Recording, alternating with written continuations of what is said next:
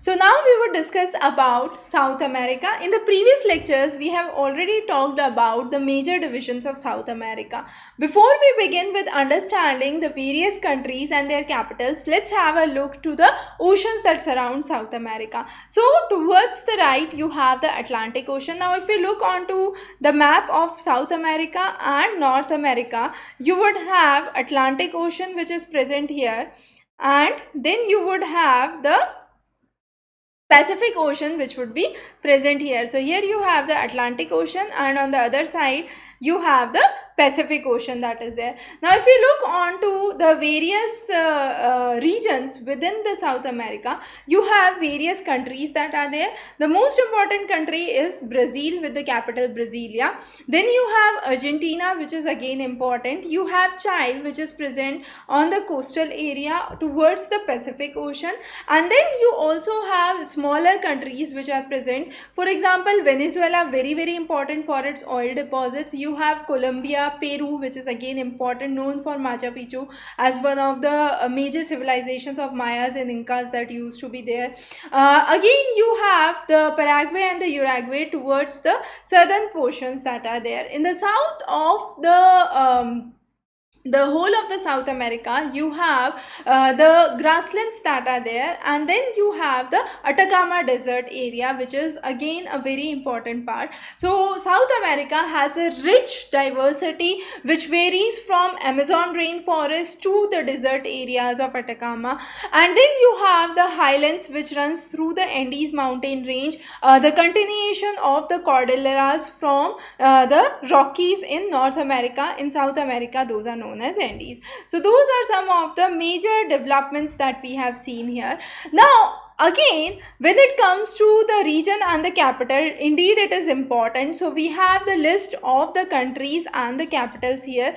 So those are important for your examination point of view. But when it comes to some of the major locations, as we said, Brazil is something that you need to be really aware about. Brazil, known for its Amazon rainforest, and Amazon rainforest nowadays at its tipping point. We have covered a separate lecture on Amazon rainforest, very important, don't miss it. Then you have Argentina, again very important, and Chile with its capital Santiago, which is again important. So those are some of the major regions that we have discussed. And towards the north you have the Panama region, and here you have the Panama Canal which separates it, and in the north of the Atlantic you have the Caribbean Sea that is present. So those are some of the key things that we have. Now coming on to some of the major gulfs and straits which are very important, we have four major gulfs that are there. Gulf of Panama, where you have the Panama Canal. In the north of Venezuela, you have the Gulf of Venezuela.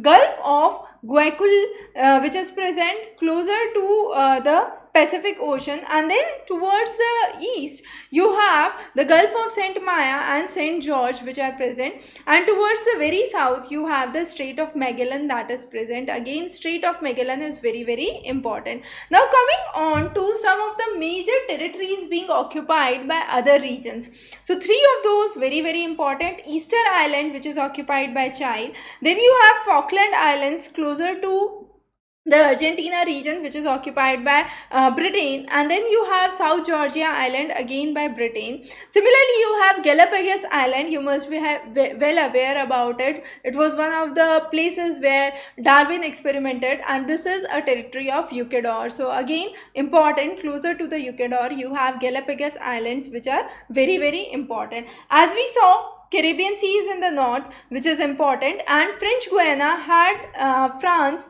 as one of the centers of colonization, and hence the name as French Guiana. Now two Guianas present here, don't confuse. One is Guiana and other is French Guiana. So the spellings are different, the names remain same, and the occupation, the territorial colonization is different. So again, those have been important. The next is the major mountains and the desert areas. If we look about, So as we said, you have two important regions. So you have Atacama Desert towards the Chile, and in the south you have the Patagonia Desert. So those two deserts are important. In the north you have the Amazon rainforest. So this is the main river of Amazon, as we can see here, and you have the tributaries. Two important tributaries are Negro and Madeira, which are very, very important.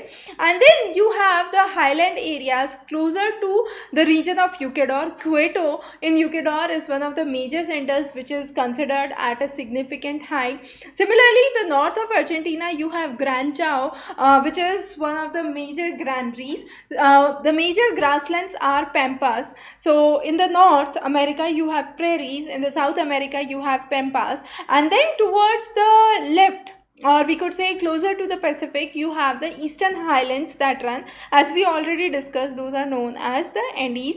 Next to that, you have the central area, which is relatively a kind of hilly area and a plateau highland, and that is the region of Bolivia, a little comparatively colder region which is seen here. La Paz is a very important center here. Now as we said, you have the region of Western Alpine system, which is the continuation of the Rockies from North America. Similarly, you have central lowland area which is there. On the east you have the Eastern Highlands, and that is a kind of major bifurcation that is seen in the region of South America. When it comes to climate, you have the tropical, subtropical, temperate and highland type of climate. All of that are present within the region of South America. Very, very important. So the region where you have the Amazon, definitely it's a rainforest and it's a tropical rainforest. So you have the tropical rainforest region which is present here. Closer to the tropical rainforest, you have the grassland areas that are there, but these are tropical grasslands. So be very, very careful that these are tropical grasslands. When it comes to pampas, it is a kind of temperate grassland that is there, which is towards the southern region, in the regions of Argentina. Again, you have another important grassland area which is temperate, which is present in the southern parts of Argentina, and then you have the deserts towards the south, which is Patagonia here, and then another desert which is a tropical desert in the region of Chile, which is the Atacama Desert that is present. So those are some of the major climatic categorizations of South America. When it comes to vegetation, you have numerous vegetations based on the climate that is there. Now if we look onto the map, again we have seen the regions of the Argentina. The north of the Argentina is the Gran Chao region. So Gran Chao is one of the major grasslands that is present. Then you have the region which is known as Monte. Region north of Monte is known as Puna. Then you have the region of Pampas in the south of in the north of Argentina area, and the Patagonia Desert, as we already said, which is a desert area, but you have a kind of scrubby grasslands that are present here.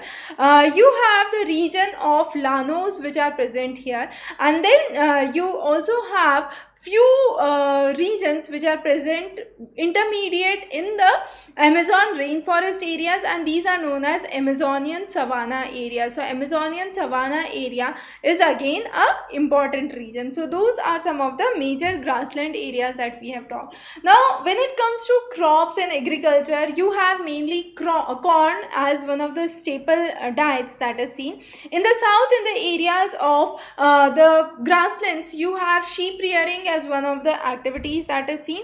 Another major crops that are seen here are mainly sorghum.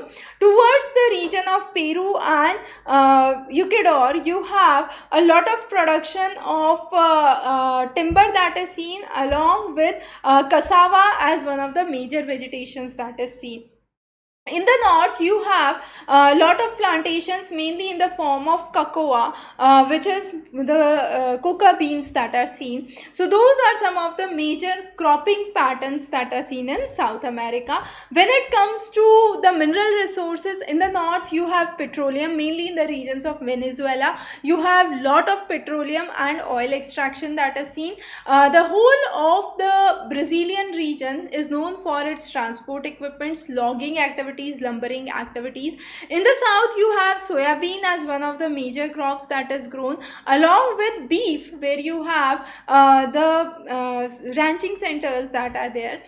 Towards the Pacific side, you have copper mainly in the Kukichimata region, where you have lots of copper depositions that are seen.